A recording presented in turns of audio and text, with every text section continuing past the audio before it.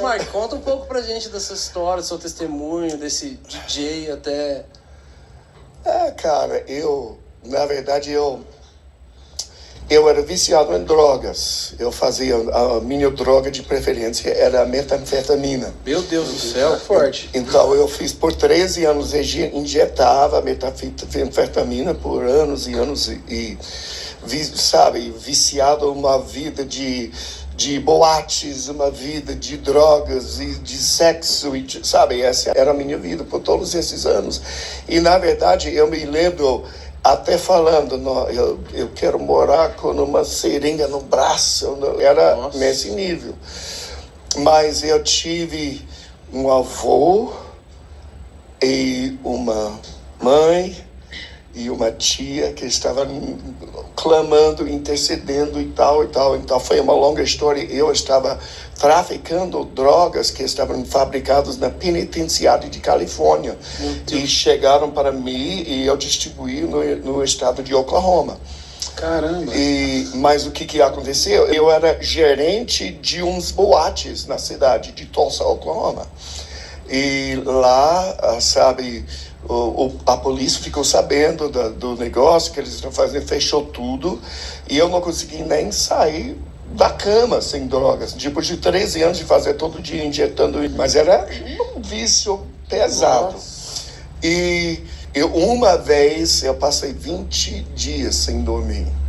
Nossa! 20 dias. O meu padrão normal era 5 ou 6 dias ligadão. Então, crash, 2 ou 3 dias dormir, levantar, mais... Meu Deus, esse era o padrão. Que dormia 2, 3 dias seguidos. Mas o que aconteceu, fecharam tudo, eu não tive mais drogas, eu não consegui nem sair da cama. Então eu perdi meu emprego, eu tinha um emprego bom de gerenciar uns boates e tal, não consegui nem sair da cama, perdi emprego. Daqui a pouco o banco veio, levou o meu carro, recebi que eu iria ser expulso do meu apartamento. E quando tudo isso aconteceu, então eu estou assim, meu Deus. Então a última coisa, eles cortaram a minha televisão a cabo. E essa era a parte mais difícil, porque eu não consegui dormir sem televisão. Então eu iria voltar do boate 2 ou 3 horas da madrugada. A única coisa que passava foi um pregador, pelo nome, o general de intercessão, Lester Sumrall. Passava toda noite. Era a única coisa que passava. A única coisa sem que a passava. TV a cabo. Sem na TV aberta era o único. E uma noite, depois de uma semana ou 10 dias, ele está lá, ele falou: Jesus pode transformar sua vida.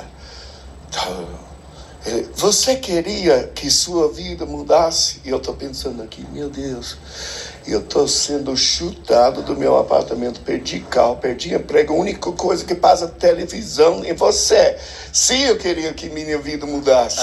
Então ele falou, então se dobre e faz essa oração comigo. Eu dobrei lá, eu fiz essa oração com o cara na televisão.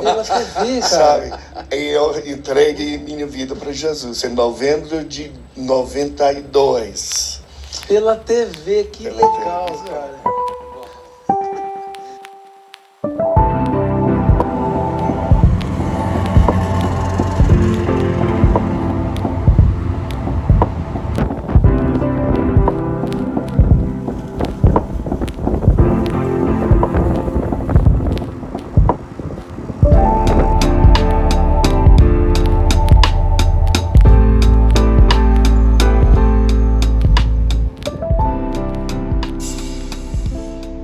Uma vez eu perguntei pro Mark, o meu pai espiritual, qual é o meu testemunho?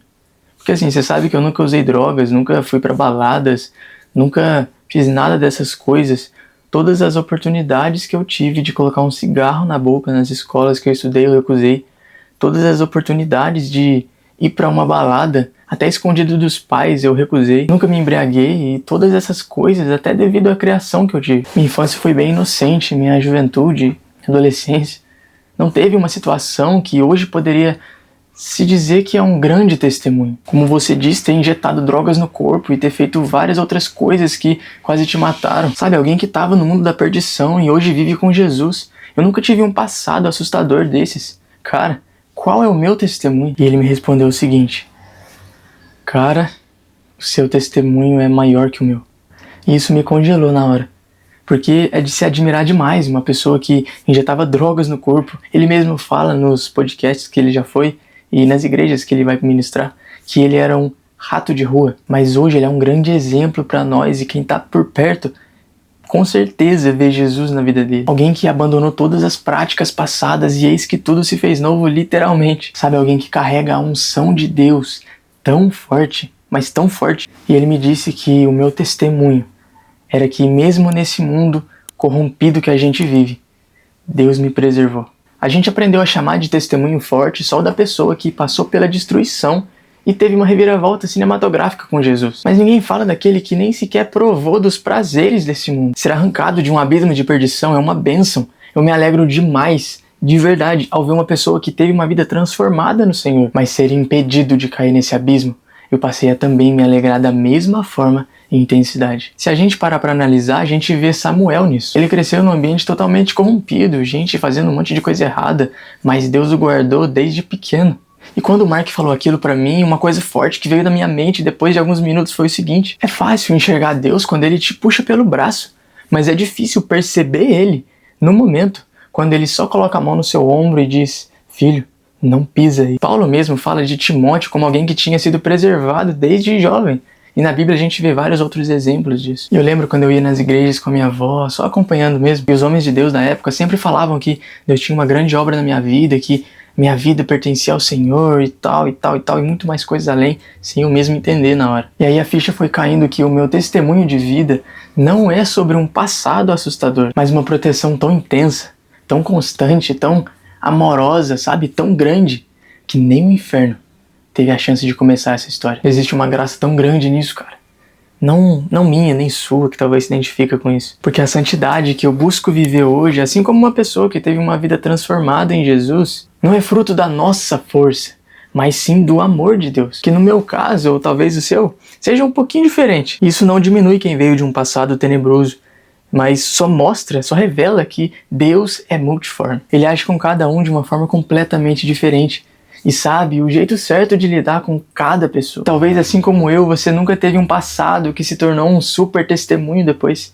Isso te faz se sentir pequeno, achando que Deus só faz coisas grandes na vida de quem veio do mundão. Mas meu amigo, minha amiga, tem gente que Deus precisou resgatar do abismo. Mas tem gente que Deus nunca deixou nem chegar perto desse abismo. Talvez você seja essa pessoa e glória a Deus por isso. Se você olha para trás e não vê uma grande destruição, só uma coisinha ou outra, isso não significa que Deus não se importa tanto com você. Muito pelo contrário, significa que Ele faz tanto, mas tanto, que você nem percebeu. Ele foi te guardando enquanto você crescia, te puxando pra longe de pessoas que te fariam mal, fechando portas que por fora até pareciam legais, mas por dentro iriam destruir você. Você não viu o livramento, porque o livramento veio mesmo antes do perigo existir. Então se você sente que não tem um testemunho de vida, eu quero te dizer que você tem sim.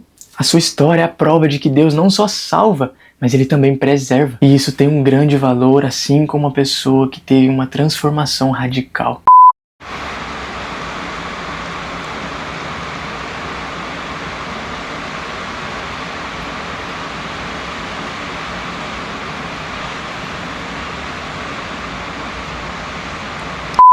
Se ninguém nunca te disse isso, você não entrou nesse vídeo à toa, eu falo. Você não é menos amado, menos amada por Deus. Nem menos chamado, nem menos importante no reino de Deus, só porque você não teve um passado assustador. E se alguma vez você já pensou em se desviar só para ter um grande testemunho depois, você sai da igreja, faz um monte de coisa errada e volta.